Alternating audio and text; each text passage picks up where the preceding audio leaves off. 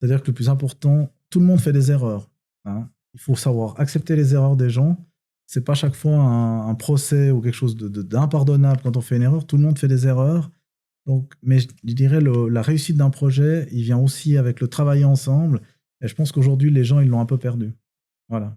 Donc, mon message, ce serait ça. C'est vraiment d'essayer de rétablir ce climat d'esprit d'équipe pour réussir ce projet.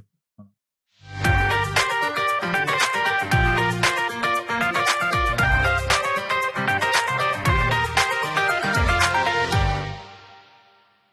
Cet épisode est la deuxième partie de la conversation avec Didier Rebir de M. chez Berger.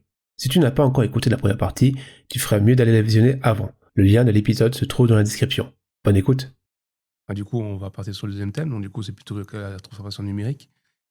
Après tous ces thèmes de changement, de gestion de personnes et de management, pour toi, la digitalisation et la numérisation, ça signifie quoi? Ça signifie de dématérialiser tous les moyens qu'on connaissait avant. Voilà. Ok. Hein? Donc ça veut dire que tout ce qu'on faisait avant, puis aujourd'hui on peut le voir dans les bureaux, hein. Digitaliser, ça veut dire qu'on peut faire notre travail où on veut, hein, où on veut, et sans forcément avoir de support papier. Donc c'est-à-dire qu'on peut travailler d'où on veut, on a tout.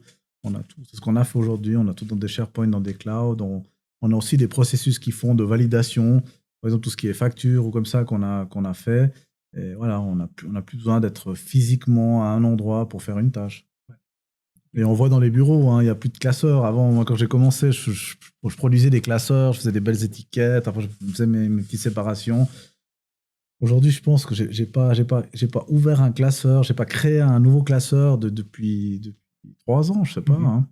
Donc voilà. Ok. Bon, quand tu avais les classeurs, c'était bien rangé. Tout à fait, oui. Ouais. Et dans ton bureau informatique, c'est bien rangé aussi? Alors, moi, j'essaye d'être toujours bien rangé. Par contre, on voit le challenge, hein, on en a encore discuté avec des collègues hier. C'est vrai que la grosse problématique, c'est que soi-même... Alors, c'est vrai qu'avant, dans des classeurs, c'était relativement facile parce qu'il y avait la bibliothèque avec les classeurs, on pouvait les prendre.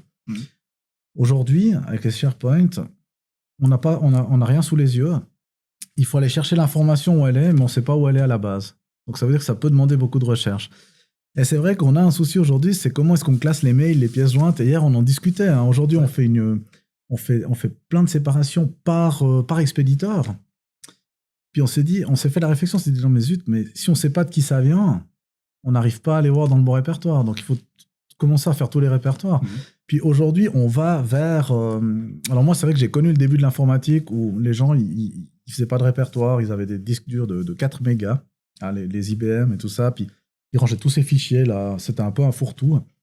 Puis après, on a passé vers l'ultra séparation de tout, hein, donc on crée des répertoires pour chaque truc. Après, on a une lignée de répertoire qui est infinie. Du coup, ça fait bug, c'est trop de répertoire. Exactement. Hein. Puis j'ai vu l'être humain, il est capable de retenir 7 informations à court terme. Donc c'est pour ça qu'il conseille des sous-dossiers d'avoir maximum de cliquer sur 3 dossiers avant d'atteindre l'information. Donc ça, c'est aussi un peu un truc que j'ai appris dernièrement. Et puis voilà, donc c'est vrai que le rangement, il est compliqué. Le soi-même, il est facile. Mais aujourd'hui, on travaille avec tout le monde dans le même environnement, et franchement, c'est hyper compliqué. Chacun range à sa façon. Et je dirais, le gros challenge, c'est la discipline. Et ça, franchement, c'est quelque chose ouais, c'est très difficile, hein, je dirais. Très difficile, c'est la discipline du rangement. Même si on fait des consignes et tout ça. Après, on essaye de reprendre les gens, des fois. On leur dit, voilà, mais ça, t'aurais dû enregistrer plutôt là ou là. Et il y a toujours la zone grise. Ça veut dire, quand on reçoit quelque chose... on hésite, ah oui, mais on le range là ou on le range là. Donc, c'est jamais ni blanc ni noir. Oui. Donc, ça augmente encore la difficulté. Voilà. Puis, c'est vrai qu'en interne, on cherche toujours des moyens. On se dit, voilà, on a reçu quelqu'un là qui vendait des GED. Hein. Puis, on se dit, voilà, mais nous, on n'a pas de GED ici. Est-ce qu'on doit passer à une GED? Et puis, finalement, la GED, c'est qu'on recrée un fourre-tout que j'ai connu il y a 40 ans en arrière. Quoi. Les premiers ordinateurs où on met tous les fichiers dans le même endroit. Et on a un super moteur de recherche qui arrive avec les mots-clés, il arrive à scanner ses documents, il arrive à reconnaître des mots-clés, puis finalement, l'outil de recherche permet de retrouver les documents. Quoi. Mais le point faible, c'est de nouveau le document manuscrit, où là, ça dépend de la personne. C'est la personne qui devra renseigner les champs. Il faut qu'elle les renseigne bien. Ouais. Donc finalement, on a toujours le facteur humain dans le rangement. Ouais. Mais d'ailleurs, c'est vrai que quand je fais des séances d'information, j'explique combien ça nous coûte le mauvais rangement par année. Et je donne toujours des chiffres. J'ai fait une fois le calcul, j'ai dit, voilà, une personne qui va rechercher un mail 5 minutes par jour, multiplié par 30, multiplié par l'année, et je fais toujours le calcul, puis ça fait des centaines de milliers de francs à la fin. Et je dis ça aux gens, mais vous vous rendez compte, si vous rangez mal, finalement, nous, on perd pas cet argent, mais disons, on aurait pu passer notre temps à faire des choses un peu plus sympas que de rechercher des mails. Mais c'est vrai que ça, c'est une horreur aujourd'hui. Et en discutant avec les gens, il n'y a pas de solution miracle pour dire, voilà, maintenant, nous, on est super bien. J'ai jamais quelqu'un qui m'a dit, ah, mais nous, on n'a aucun problème de rangement, on est tellement bien rangé, on retrouve les trucs en 2 secondes. Ça, j'ai jamais entendu encore, mais je suis preneur. Hein. Ouais, je sais pas, c'est compliqué. Hein. Alors, avant, avec les classeurs, avant, donc tu avais un bureau de classeurs, on allait tu dans savais le bureau, plus ou moins. Voilà, on regardait, on voyait le truc central, facture, on arrive à retrouver ça, mais c'est vrai qu'aujourd'hui, c'est très compliqué. Hein, et je vois les moyens pour améliorer ça, c'est compliqué. Hein. Ça, c'est compliqué. Mais après, c'est la discipline personnelle et voilà. Mais de nouveau, là, on essaye de grandir parce qu'on en discute avec les collègues. Donc, ça nous fait un petit sujet, ça nous fait aussi une petite émulsion, même là-dessus. Ça n'a rien à voir avec le travail. On ne va pas le facturer. Mais hier, on a fait un petit brainstorming à 3 et à la fin, on s'est senti satisfait.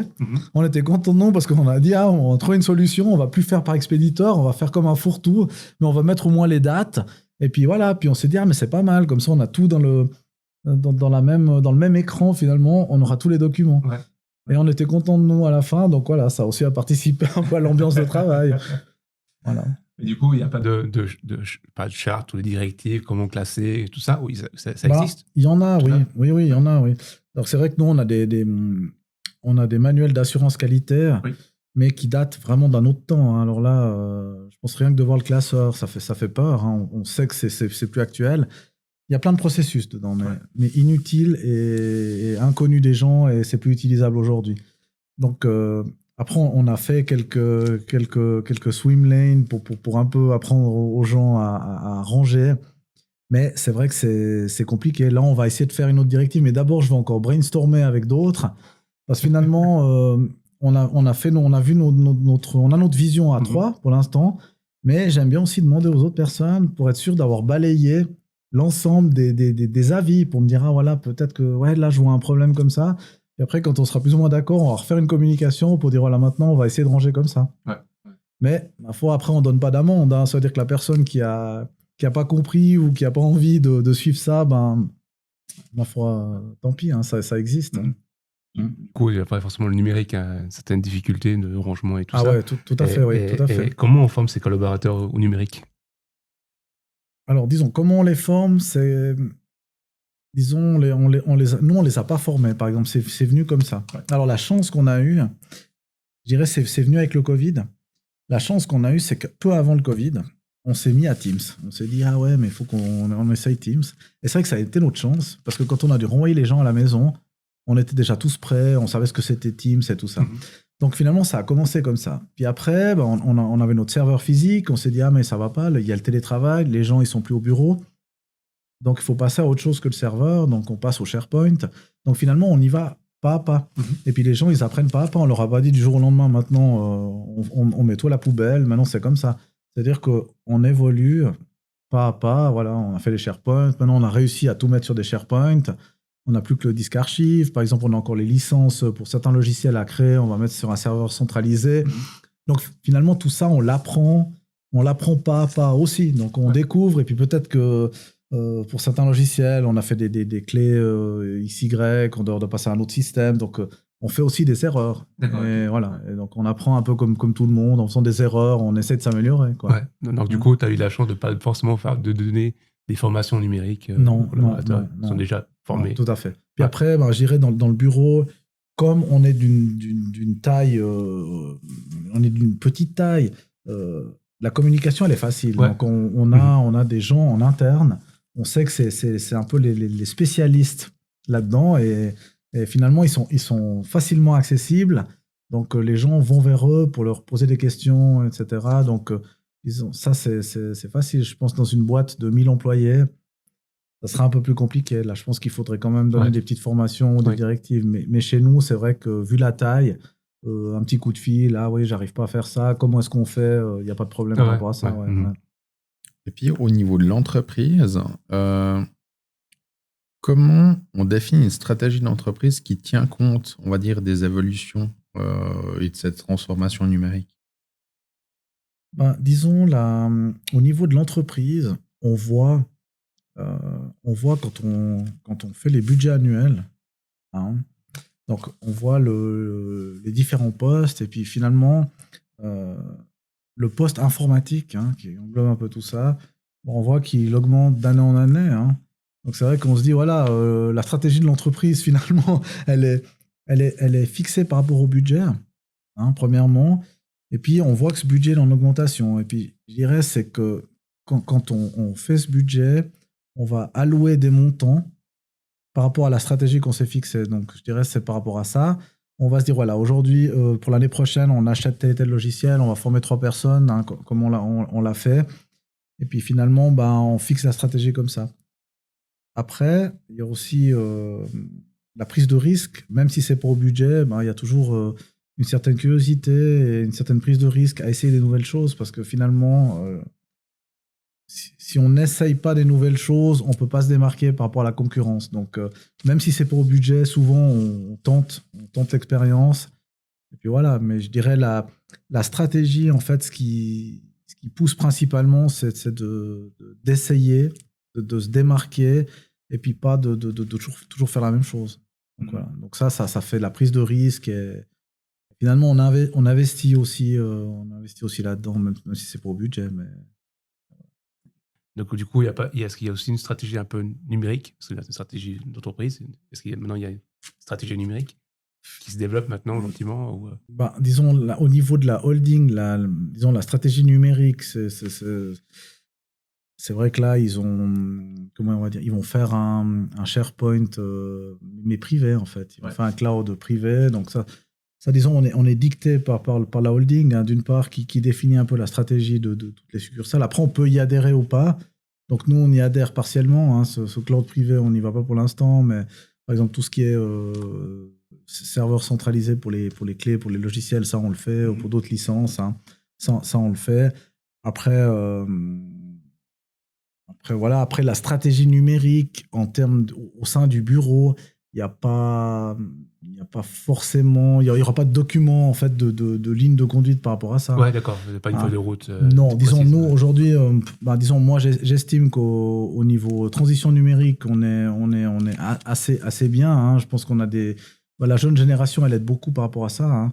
Donc, on n'a pas ce fossé où les plus anciens, ils disent « Ah non, mais moi, c'est excuse, je fasse comme ça. » Peut-être qu'au début, on avait quand même. Mais aujourd'hui, on a réussi, après 2 ans, à faire changer. On n'a pas tellement ce problème. On a une équipe relativement jeune, donc eux, ils sont nés avec tout ça. Donc, pour moi, il n'y a pas de problème. Après, je dirais c'est plutôt au niveau des outils. Notre action aujourd'hui serait plus au niveau des outils et essayer de s'améliorer au niveau des tâches qu'on fait. En fait. Voilà. C'est plutôt ça, je dirais, l'axe aujourd'hui d'amélioration. Ouais. Ouais. Et du coup, justement, avec tous ces outils, et tu disais avant que c'est que les coûts d'informatique augmentent année en année.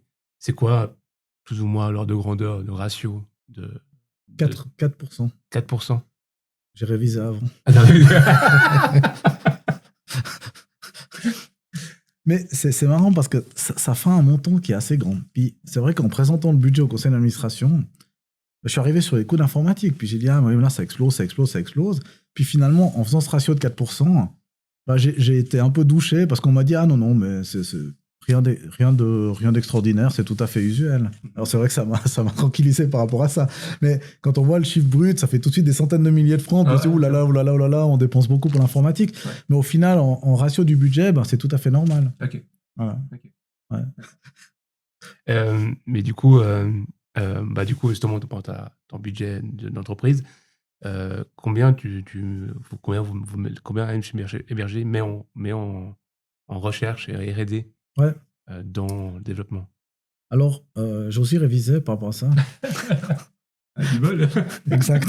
Mais je me suis posé la question. Parce que je me suis dit, ah oui, c'est vrai que j'ai regardé une fois combien est-ce qu'on met. Et puis alors, j'ai regardé les coûts logiciels, formation, et puis j'ai regardé aussi les heures, en fait. Les heures qu'on alloue aux gens. Et ben, ça fait un peu moins de 4%. Ok. Donc moi, ce que j'estime recherche et développement, entre les heures, les formations, etc., les coûts logiciels, ben, on a un peu moins de 4%. Ouais. Et du coup, question comme ça, pour toi, il y a une différence entre R&D et, par exemple, innovation? Est-ce qu'il y a une différence? Je dirais que... Bah, non, moi je dirais la recherche et développement, au final, son but, pour moi, c'est l'innovation, en fait.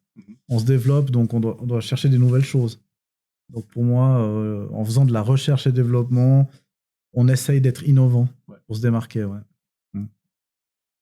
Par exemple, le suivi de chantier, c'est un axe intéressant. Là. La numérisation, on parlait. Oui. C'est vrai que justement, ce mélange ancienne génération, nouvelle génération fait qu'on a des exemples sous les yeux. Puis on se dit, ok, le collègue à un certain âge, il fait du suivi de chantier, il va sur place, il fait des photos, ensuite il rentre au bureau, il imprime ses photos, il prend son cahier, il colle les photos sur le cahier avec le scotch, il écrit tout ce qu'il a fait. Puis finalement, on se retrouve une semaine après, il y a déjà eu 1000 épisodes, donc ça va trop lentement. Et puis là, on se dit, ah non, mais aujourd'hui, on peut plus suivre un chantier comme ça, c'est pas assez rapide. Et là, on se dit, voilà, on va essayer de faire du suivi de chantier, on va essayer de prendre une plateforme, de mettre tout ça sur une tablette ou sur un téléphone, d'aller sur place. Et on a fait l'essai, finalement, on le fait aussi à nos frais. Hein, donc ça, c'était de la recherche et développement, on l'a fait nous. Et finalement, c'était une super expérience. Moi, je l'ai encore montré dernièrement à des gens, et je trouve que c'est vrai que c'est l'avenir. Hein. Finalement, la personne, elle sait où elle est plein à disposition, elle a la maquette numérique, elle peut cliquer, elle peut envoyer directement, elle économise je sais pas combien de mails en rentrant au bureau. Donc finalement, là, on s'y retrouve complètement. Ouais. On s'y retrouve complètement. Ouais. Donc voilà un axe en fait qu'on a développé dernièrement. Ouais. Okay. Tu nous as parlé justement un petit peu de cette augmentation du coût, on va dire des outils informatiques. Mais souvent, cette augmentation, en fait, elle vient aussi avec des augmentations des capacités des logiciels. Comment on devrait faire pour se tenir à jour, pour au moins capturer, on va dire, par rapport à cette hausse de prix sur laquelle on n'a pas du tout de main, au moins profiter des avantages que nous proposent les nouveaux outils? Alors, maintenant, c'est vrai, les logiciels, je mets pas forcément la faute sur les logiciels, parce que, disons, les logiciels, c'est notre outil de travail. Et c'est vrai que je reconnais une certaine maestria aux éditeurs de logiciels d'avoir fait ces systèmes d'abonnement. C'est vrai que dans le passé, on payait une fois. Si on voulait pas faire mise à jour, on pouvait travailler 10 ans avec. Mais aujourd'hui, on peut pas vivre, on doit faire tous ces abonnements. Et finalement, c'est vrai que c'est une manne financière qui est intéressante pour les éditeurs de logiciels. Donc, je dirais les logiciels, c'est un coût. Pour moi, c'est plutôt les services qui sont autour, les services informatiques internes. Là, ça nous coûte cher. Les espaces de stockage. Puis c'est vrai que maintenant, on fait cette transition avec ce nouveau prestataire informatique au niveau de la holding. C'est-à-dire que nous, on paye presque à double parce qu'on paye l'ancien, puis on paye la transition. Donc c'est vrai que ça fait beaucoup de frais. Donc je dirais que c'est plus les frais autour. Après, les logiciels en soi, c'est vrai que je vois toujours l'intérêt d'acheter un logiciel. Si on peut économiser après du travail, inutile, entre guillemets, si on peut se faciliter la vie, moi, je vois un gain, ça c'est clair. Je vois un gain d'investir 10 000 francs pour un logiciel si après, on sait travailler différemment. Donc ça, il n'y a pas de problème. Donc c'est vrai que je ne mets pas tellement la faute sur les logiciels. Là, Autodesk, c'est vrai, on doit payer, mais on est obligé. Donc je suis plus ou moins fataliste. Ça veut dire que je dois accepter le prix qui m'est donné, finalement. Voilà. Mais disons, voilà, on a ce prix qui augmente, donc effectivement, on peut être fataliste, oui. Mais souvent, cette augmentation vient avec des nouveautés. Oui. Ben, si on perd en productivité, si en fait on paye plus cher puis qu'on fait moins avec, enfin on fait toujours la même chose avec. Exactement. Donc finalement, en fait, quel est le moyen un petit peu d'aller chercher ces avantages que nous proposent les nouveaux outils? Les moyens, c'est d'avoir des gens en interne qui s'intéressent à tout ça. C'est vrai que nous, au sein de la direction, on s'intéresse à tous les métiers. Par contre, on n'a pas forcément le temps de s'intéresser à tous ces logiciels. Donc, ça veut dire qu'après, on doit aussi compter sur les collaborateurs curieux qui vont aller voir les nouveautés. Quand une nouvelle version sort, ils vont peut-être participer à la présentation, des choses comme ça. Après, ils vont nous dire ah ouais, j'ai vu dans cette version, il y a tel et tel élément qu'on pourrait développer. Et puis après, je dirais, ça vient des collaborateurs plutôt. Nous, on peut pas. Moi, je peux pas aller. C'est pas mon outil de travail, donc après c'est compliqué que j'aille voir tous les modules qui sont développés chaque année. Mais c'est pour ça que, au sein de l'entreprise, je dirais nous, on a de la chance aussi d'avoir ce genre de collaborateurs, mais ça, c'est clair que c'est dans les mains du collaborateur en fait aussi. C'est pour ça que c'est important. Hein, ce qui fait un bureau, c'est les gens qu'on a dans le bureau, c'est clair. Ouais. Du coup, tu laisses un peu de temps aux collaborateurs faire une sorte de veille technologique. Ah ouais, 100%. Ouais. Tu laisses pendant les autres 2 heures de travail ou en dehors? Oui, même pendant les heures. Ouais. Pendant les heures. Oui, même pendant les heures. S'il y a quelque chose à développer, ça, il n'y a pas de souci. Ouais. Pas de souci. Ouais. Après, c'est vrai qu'il n'y a pas beaucoup de gens. Donc aujourd'hui, c'est pas forcément un problème. C'est-à-dire qu'aujourd'hui, on ne doit pas forcément aller dire aux gens non, mais attention. Quoi. Mais voilà, peut-être dans un futur, oui, mais ça semble pas être le cas. Donc on se dirige pas vers plus de personnes. Et c'est vrai que c'est un peu étonnant, c'est qu'il y a très peu de personnes en fait qui s'intéressent à des nouvelles choses, à s'améliorer, tout ça. Ouais. Okay. C'est assez fou. Hein. Peu de personnes, quand tu dis, c'est aussi la vieille génération, la génération entre deux, même la nouvelle génération, ils s'intéressent. Tu vois pas qu'il y ait un intérêt de... Non. Là, je trouve que c'est vraiment quelque chose de personnel. C'est pas générationnel, je trouve que c'est plutôt les personnes, en fait. D'accord. Il y a des personnes qui ont plus d'envie, d'intérêt là-dedans que d'autres, en fait. Voilà, d'autres viennent au travail, ils font leur boulot, et puis finalement, ils se posent pas tellement la question, est-ce qu'il y aurait une autre façon de le faire, où je gagne du temps, où je le fais autrement, etc., mieux. C'est vrai que ça dépend beaucoup de la personne. Ouais. Et nous, là, on peut pas tellement forcer les gens, en fait. Ouais. Des fois, on discute aussi de ça, de dire aux gens, voilà, maintenant, tu vas me proposer. Et là, de nouveau, on force un peu, mais finalement, on peut dire à la personne, voilà, tu me proposes, on peut mettre dans les objectifs annuels, par exemple, voilà, propose-moi maintenant 3 axes d'amélioration que tu verrais dans ton travail. Ce qui est une bonne idée, hein, pourquoi pas, ouais.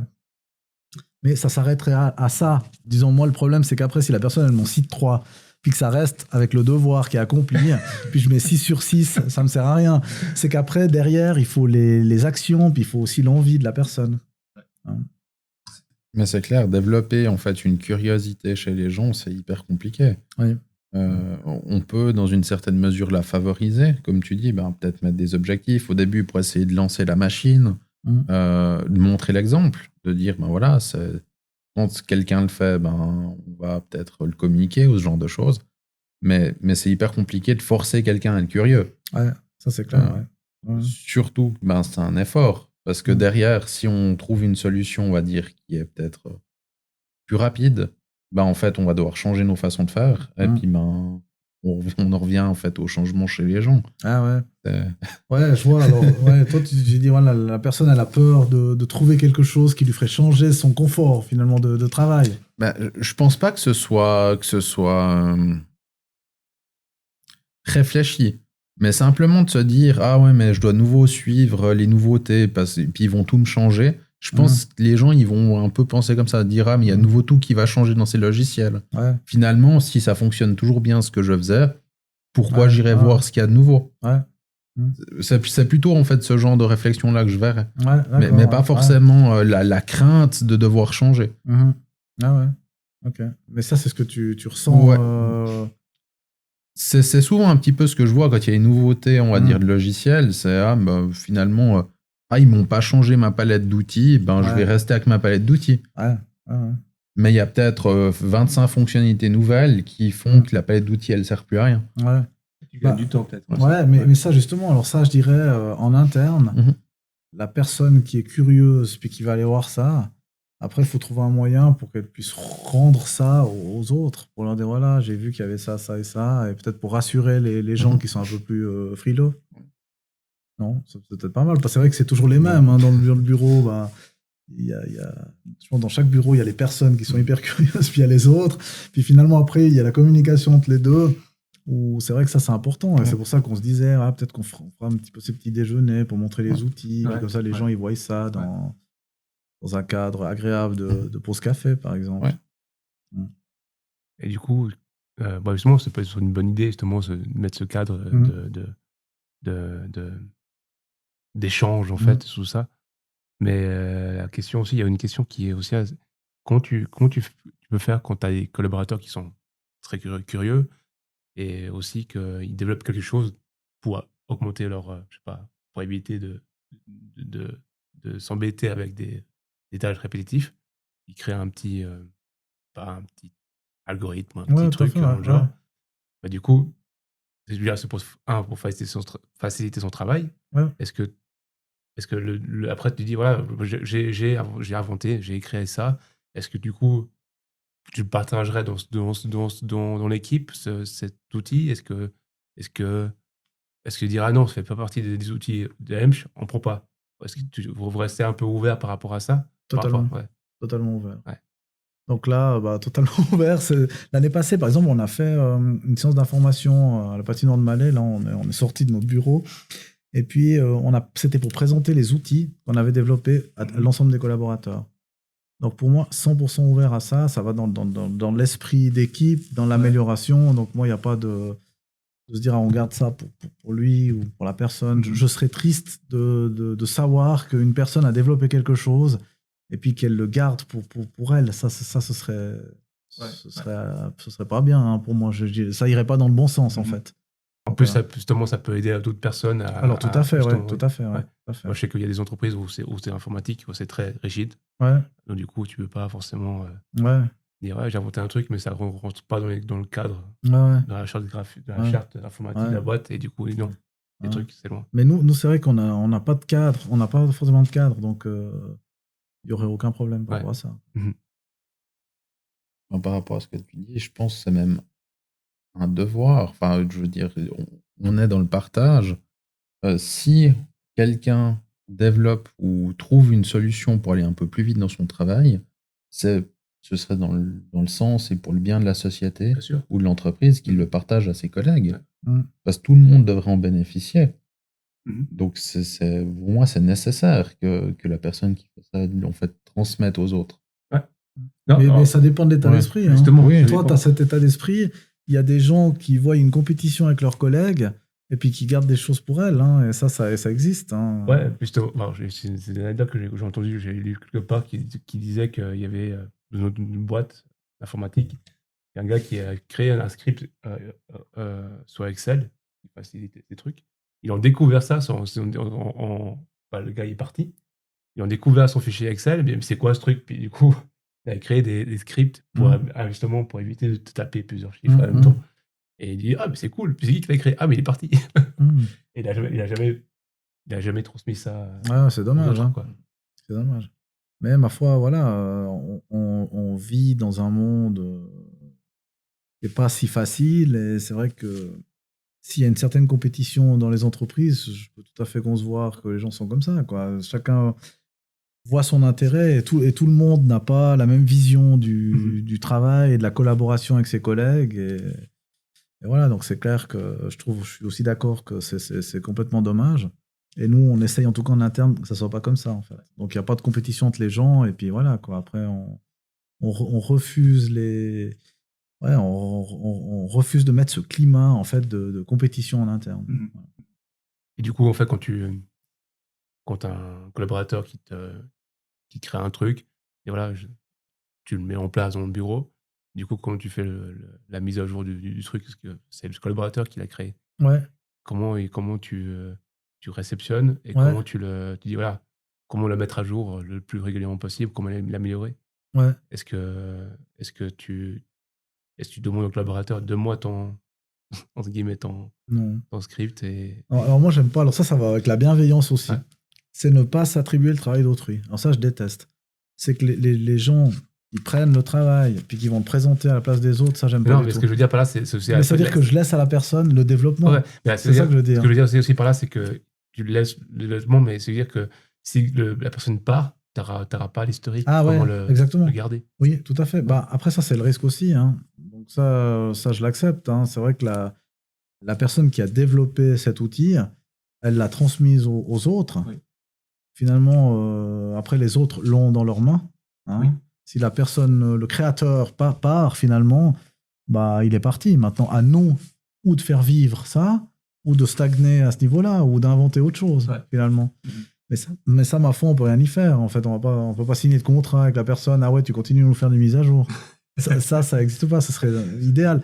Mais disons, après, bah, c'est vrai que ça va de nouveau dans le partage, et puis former les autres aussi à ce qu'on a trouvé. Et puis les gens, après, ils vont l'utiliser, puis ils vont le développer. Et puis on voit, par exemple, Civil 3D, c'est pas mal. Ça a intéressé plusieurs personnes qui développent aussi en dehors du travail. Et ça, c'est génial, quoi. Ouais. C'est génial, ouais.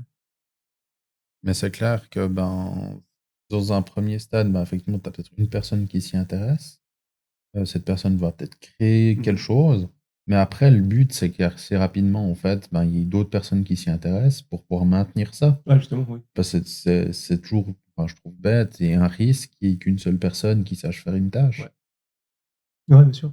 Donc, Bien sûr, non, je veux dire, pour le bien du groupe, il faut que le groupe sache être autonome et puis s'occuper de la chose. Avant, on a parlé tout petit peu de R&D et puis d'investissement, ou plutôt d'innovation.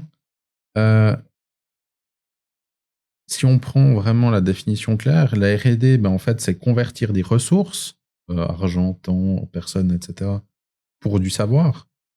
Mais du coup, comment on justifie en fait cet investissement, on va dire, auprès d'un conseil d'administration, des actionnaires?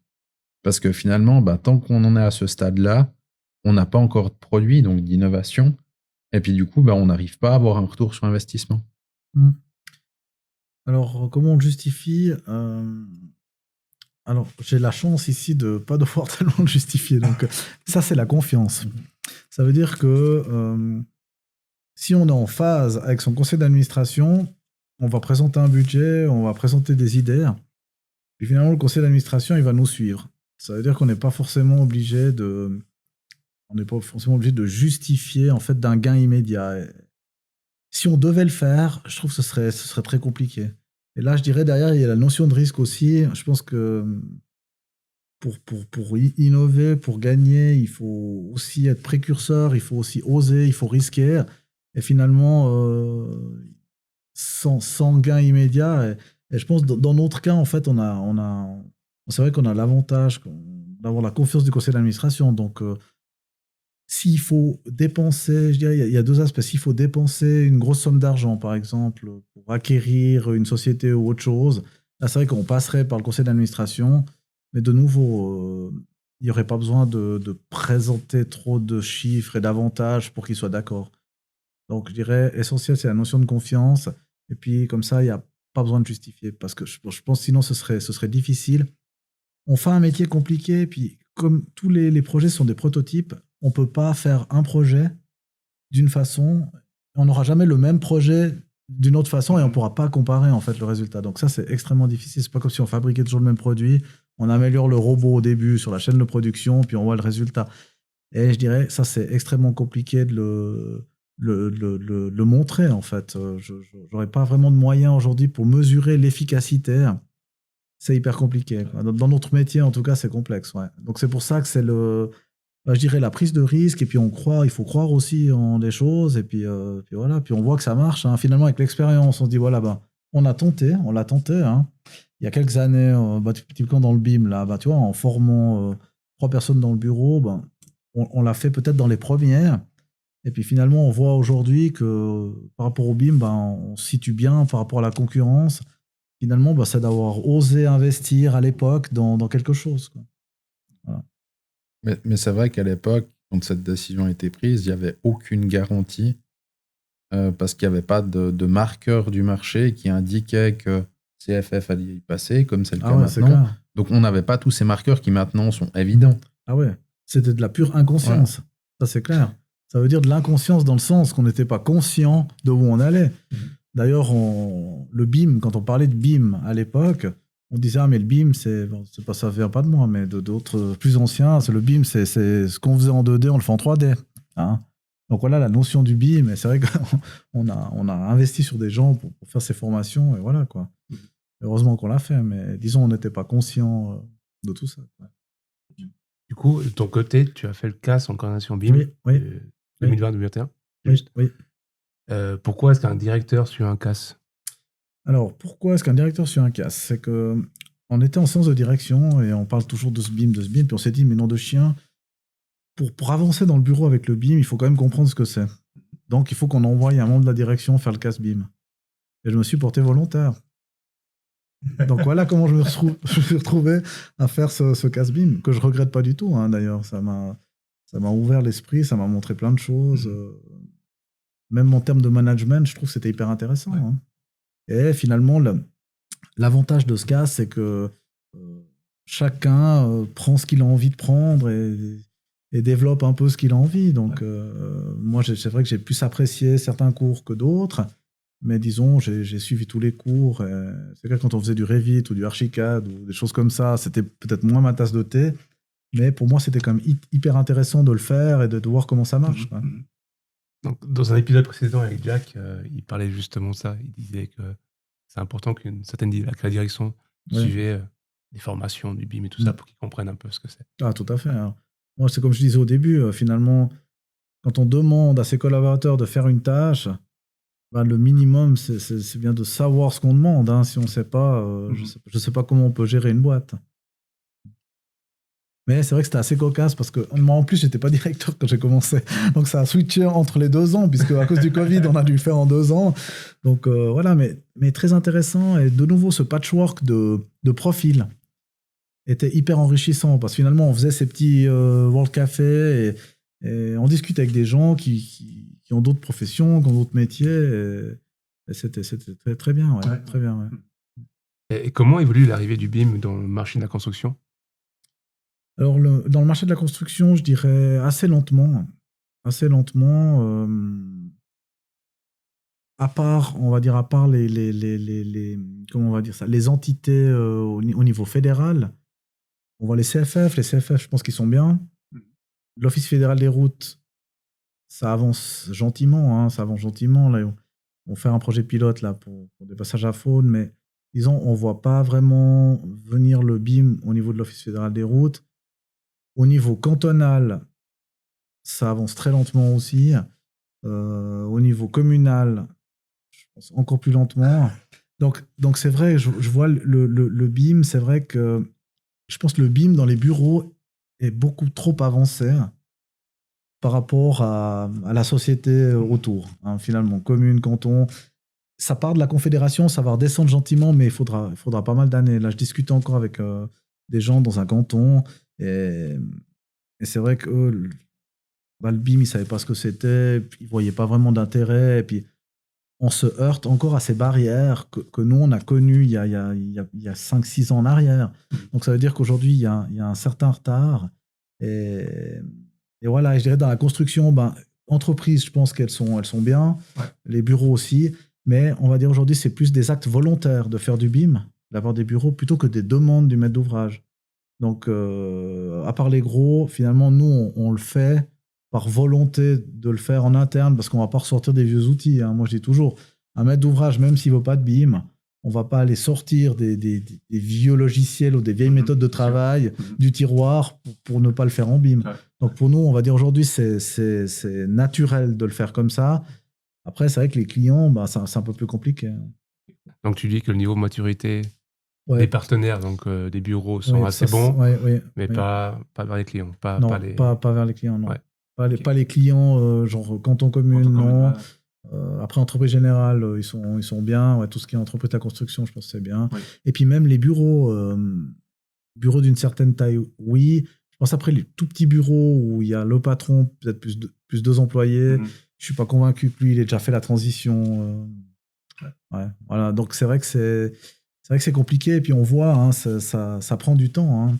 Ces changements, ça prend du temps, ça prend beaucoup de temps. Et puis avant que ça touche toutes les couches de la société, ça va prendre encore des années et des années. Quoi.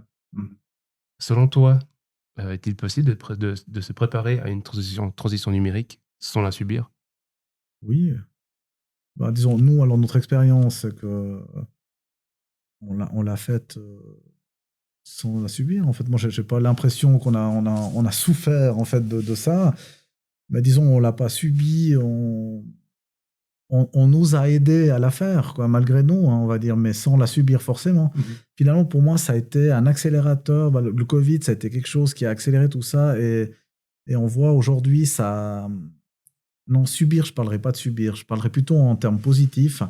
Aujourd'hui, ça permet aux gens de faire du télétravail et tout ça. Donc, je pense que de ce côté-là, ça améliore la qualité de vie. Je pense que les points négatifs, on l'a dit avant, le seul point négatif, c'est peut-être le rangement qui est un peu complexe et puis peut-être d'être un peu plus dérangé. Mais disons, je pense qu'il y a beaucoup plus de points positifs que négatifs. Ok. Ouais. Parce qu'il y a toujours des moments où on peut bien se préparer. On se prépare bien en avant. Oui. Il y a des moments où on suit le mouvement, puis il y a des moments où on l'a subi. Oui. Donc... Non, nous, je dirais, on était un peu préparés avant quand même. Et puis non, on l'a fait assez naturellement. Je pense qu'il n'y a pas eu de réfractaire au sein du bureau. Donc, on a la chance d'avoir on tire un peu tous à la même corde. Donc, finalement, on l'a fait naturellement, en fait. Voilà. Les gens, ils étaient assez ouverts. Quand on dit, maintenant, on va faire comme ça, on va faire comme ça. Non, on n'a pas eu d'opposition, en fait. Ouais. Ah, si, on a eu des oppositions. Je sais pas. Non. Pour moi, tout s'est assez bien passé. Et puis, effectivement, on avait commencé déjà une certaine transition avant. Là, heureusement. Les gens avaient déjà été sensibilisés un petit peu aux outils, on va dire, de collaboration et de communication. Donc, mais il y a des bureaux, ils étaient au niveau 0. Il y a eu le Covid, ils avaient leur tour, leur truc, ils n'avaient rien de prévu pour communiquer, et ça, c'était la catastrophe. Là, ils l'ont subi. Ah ouais, eux, ils l'ont subi, alors carrément. Hein. Mais je dis, pour nous, c'était hyper chouette. Franchement, on a pu travailler à la seconde près que les gens ils sont partis chez eux. On était en contact, on faisait des Teams toute la journée. C'était génial, quoi. Mais c'est vrai que nous, tout ce qui était communication, on avait commencé à basculer sur des outils un peu plus modernes. Et puis, au niveau de la politique IT, on avait déjà pris la décision, on va dire, que tout le monde soit beaucoup plus flexible et mobile. On achetait déjà, tous les nouveaux ordinateurs qu'on achetait, c'était déjà des portables. Donc, c'est vrai qu'on avait un petit peu... Alors, on ne pouvait pas anticiper le Covid, mais disons... Mais on avait déjà investi un peu là-dedans, c'est clair, là aussi. On en est bien content. Hein. Et c'est vrai que même avec le Covid, on a accéléré l'achat de portables, par exemple. Ces tours, c'est fini. On voyait les gens, ils partaient avec ces tours sous le bras. On a vu que c'était pas très pratique. Et finalement, aujourd'hui, c'est vrai que tout le monde a un portable. C'est vrai que ça marche bien, heureusement. Quoi. Ça permet effectivement plus de liberté par rapport au télétravail, comme tu as dit avant. Clair. Mais aussi, ça permet d'impliquer un petit peu plus tous les profils. Parce que maintenant, historiquement, les dessinateurs avaient des tours. Et du coup, ils ne pouvaient pas venir forcément présenter leur travail en séance ou ce genre de choses. Parce qu'on ne pouvait pas prendre la tour sous le bras et puis aller en séance. Peut-être certains ont essayé de le faire, mais c'est vrai que c'était compliqué. C'est vrai. Ou alors on avait un PC portable, mais pourri. Et puis là, c'est vrai que la personne voulait présenter son modèle et tout ça, puis ça ne tournait pas. Puis voilà. Mais c'est vrai que je suis d'accord avec toi. C'est vrai que c'est aussi un avantage, c'est que la personne, elle vient avec son portable, présenter, c'est bien. Donc voilà, on est beaucoup plus flexible grâce à ça. Et en revenant sur le BIM, comment a évolué la gestion de projet avec le BIM ? Disons, chez nous, c'est vrai que au niveau du bureau, on a de la peine aujourd'hui à intéresser. Alors je dirais, au niveau tout ce qui est dessinateur, je pense c'est bien. Au niveau direction, je pense c'est assez bien. Et puis après, c'est vrai qu'on a de la peine au niveau ingénieur, on a de la peine à les intéresser au BIM. Donc nous, il nous manque encore, si je veux améliorer quelque chose dans le BIM, et c'est vrai qu'on en discute souvent, c'est que pour les ingénieurs, aujourd'hui, le BIM, c'est une affaire de dessinateur. Donc ils sont trop encore cantonnés là-dedans. Donc voilà, après, en termes de gestion de projet, est-ce que ça a changé ? Je sais pas, au niveau gestion de projet, je pense pas que ça a énormément changé, en fait. Je pense que on voit que les séances sont toujours importantes, la coordination, c'est toujours quelque chose d'important, communication, c'est important aussi. Donc, je dirais non, je vois pas tellement de changements en soi par rapport à la gestion, en fait. Je vois plutôt des améliorations. C'est vrai que ça facilite énormément les échanges et le travail. Et nous, on voit là, c'est sur un projet avec tout ce qui est technique du bâtiment ou avec des machines. Aujourd'hui, c'est vrai, on peut se concevoir des choses de manière beaucoup plus simple. Pour la communication aussi, on est beaucoup plus clair quand on communique. Donc là, je pense de ce côté-là, c'est nettement mieux. Ouais. Mais voilà, après un projet, je dirais, n'y a pas de révolution en termes de gestion de projet, quoi. Et puis au niveau des challenges à venir, on va dire, pour une PME en 2023, et puis après peut-être 2025 et 2030, qu'est-ce que tu vois au niveau digital ou bien dans les méthodes de travail ou bien plutôt sur d'autres secteurs? Alors, par exemple, pour nous, je pense dans les prochaines années, c'est d'intéresser les autres couches, comme j'ai dit, hein, peut-être les ingénieurs au BIM, mais ça passe aussi par la formation forcée, c'est-à-dire qu'on organiserait nous, mais aussi personnel, hein. C'est vrai qu'on discute chaque fois de ce CAS, puis l'autre jour je disais, moi je regrette qu'il n'y ait personne qui ait envie de s'inscrire à ce CAS. C'est vrai que je trouve dommage. Après, dans les choses à améliorer ou l'évolution dans les années à venir, je pense à tout ce qui est utilisation des outils du BIM pour faciliter le quotidien, hein. On dit tout ce qui est planification, les extractions de quantité, les soumissions à terme. Là, je pense que là, il y a un axe quand même qui est très intéressant pour nous et puis qu'on devrait développer. Aujourd'hui, je dirais que ce n'est pas du tout développé. On ne peut pas faire de soumission encore avec la maquette numérique, ce qui est dommage. Donc ça, ce sera un développement. Le planning, la gestion des coûts aussi, suivi de chantier aussi. Hein, ça, je suis convaincu. Suivi de chantier, on peut aussi s'améliorer. Et puis voilà, pour moi, c'est des axes où on peut vraiment gagner en efficacité. Ouais. On entre un petit peu dans la partie finale de l'interview. Si tu étais à notre place, quelle serait la question que tu te poserais à laquelle on n'a pas pensé? La question que je me poserais... Ouh là là, mais ça, la question que je me poserais... je sais pas, peut-être...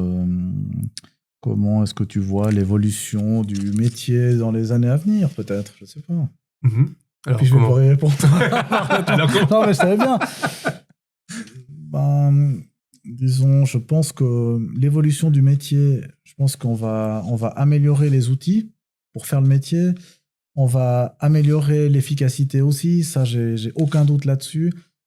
Par contre, j'ai plus de soucis par rapport aux parties relationnelles, partie collaboration entre clients et mandataires et entreprises. Donc, pour moi, je pense qu'aujourd'hui, le souci principal, c'est plutôt de ce côté-là. Tout le reste technologique, ça, j'ai aucun problème. On va vers l'amélioration. Je pense que tous ces outils, ça va améliorer le bien-être parce qu'on va pouvoir faire d'autres tâches. Si on fait des tâches plus rapidement, on pourra faire d'autres choses aussi. Et je pense que ça, c'est bénéfique. Par contre, je vois le relationnel et ça, la technologie, elle aura des difficultés à améliorer ça. Hein. Donc ça, c'est plutôt le contexte général. Et voilà, je me fais un peu plus de soucis par rapport à ça. Je vois les jeunes aujourd'hui. Nous, on s'est créé une carapace. Les jeunes qui commencent là, ils se font agresser assez rapidement. Hein. Je dirais qu'un jeune aujourd'hui, je suis inquiet par rapport au fait qu'il arrive à finir sa carrière dans le même métier, en fait. Donc dans ce métier de la construction. Ouais. Je trouve que le climat, il est extrêmement dur et ouais, finalement, je n'arrive pas à comprendre pourquoi est-ce qu'il y a ce tourbillon infernal qui se détériore finalement. Donc voilà ma vision en fait pour le futur. Okay. Est-ce que tu as un sujet qui te passionne, qui t'intéresse spécialement en ce moment? Technologie, autre? Alors moi, je suis très curieux, donc je m'intéresse à énormément de sujets. C'est vrai que je suis pas tellement un bon lecteur. Par contre, j'aime bien zapper, donc je regarde beaucoup de choses à la télé. J'écoute aussi pas mal de choses, donc. Mais je dirais, il n'y a pas forcément de sujet. C'est vrai que ce qui m'intéresse, c'est toujours un peu l'engagement des gens et comment on facilite cet engagement au travail. Donc ça, c'est toujours, je dirais, un sujet qui est au cœur de ma pensée. C'est toujours quand je vais au travail le matin et, disons, ma satisfaction, c'est de voir que tout le monde est content d'être au travail, en fait. Ouais. Voilà. Donc pour moi, il faut garder le plaisir de venir au travail, c'est le plus important. Le jour où les gens ils tirent la gueule, il y aura un problème. Donc voilà. Ouais. As-tu des recommandations de documents, chaîne YouTube, podcast, Internet, livres, autres sources? Disons, alors je dirais un livre très intéressant, on en a parlé, c'est Les leviers de l'engagement là, du professeur Cohen. Ouais. Alors, je pense que c'est un très bon livre. Après, Sven, il m'a fait lire les pingouins dans Alerte sur la banquise, qui est aussi un livre très intéressant. Okay. Sur le changement, donc ça c'était très intéressant. Okay. Et c'est vrai que finalement, ça m'a montré quelque chose. C'est que, puis je discutais encore avec quelqu'un, c'est que finalement, ce livre, il est basique. Hein. Il est très simple, mais finalement, la simplicité fait que ça nous fait réfléchir, puis on se dit, ah ouais, mais finalement, lui, c'est lui, lui, c'est lui. Donc, c'est l'histoire des pingouins qui doivent changer de banquise à cause du réchauffement. Puis ils doivent convaincre toute la population de pingouins de changer. Il y a des personnages, il y a la tête carrée, il y a le scientifique, et finalement, même si l'histoire, elle est très facile, on arrive quand même à retrouver. Et des fois, de lire des choses simples, c'est peut-être des fois essentiel. Ok. Hein, de répéter des choses peut-être basiques, mais ça nous fait les relire, ça nous fait y penser. Donc voilà. Donc, je dirais ces 2 ouvrages qui sont assez intéressants. Ouais. Donc l'ouvrage des pingouins, c'est mais je ne sais plus l'auteur. C'est là. c'est Alerte sur la banquise Ouais, de Alerte sur la John banquise. Cotter. Ouais. Ok, d'accord. Ouais, voilà. Mais il a théorisé pas mal de choses sur la gestion du changement. Ouais, Mm. ok. Puis ça, c'est un de ses ouvrages qui est effectivement assez court, puis qui présente en fait une problématique et puis une solution selon ses théories de comment on pourrait le résoudre. Ouais. Qui est applicable à d'autres sujets, mais Ouais. effectivement Est-ce que tu as des conseils pour nos prochains invités? Mais des conseils de préparation, non. Non, Il faut être... je pense qu'il faut être naturel et puis... Voilà, faut répondre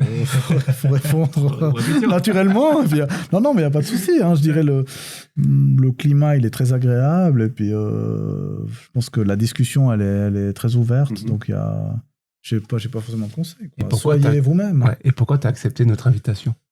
Alors, j'ai accepté votre invitation parce que j'aime bien soutenir les gens. Et je me suis dit, voilà, il faut que je les soutienne. Il faut que je vienne en parler. Il faut qu'on fasse un épisode ensemble. Et puis en plus, comme vous venez dans ces locaux, je me suis dit, voilà, mais comme j'aime bien les initiatives, il faut toujours les soutenir. Voilà. Qui penses-tu qu'on devrait inviter pour discuter, d'avancer dans la construction dans un prochain épisode? Ou peut-être t'aimerais aborder des thèmes particuliers? Bah, disons, ce serait intéressant, peut-être, je sais pas, des maîtres d'ouvrage ou... Je dis aussi, aujourd'hui, on voit que les plans de formation, que ce soit dessinateurs, ingénieurs, sont pas du tout en phase avec la réalité du métier.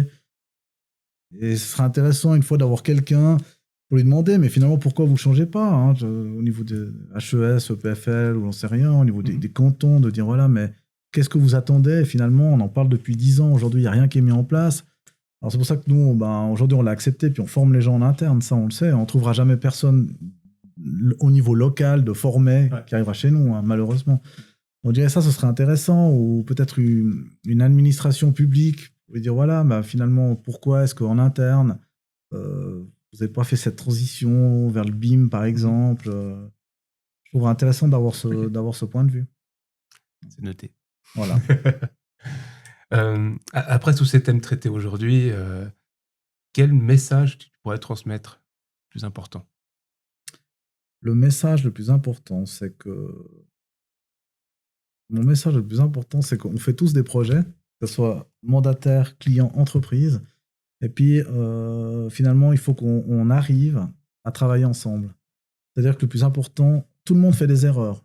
Hein. Il faut savoir accepter les erreurs des gens. C'est pas chaque fois un procès ou quelque chose d'impardonnable quand on fait une erreur. Tout le monde fait des erreurs.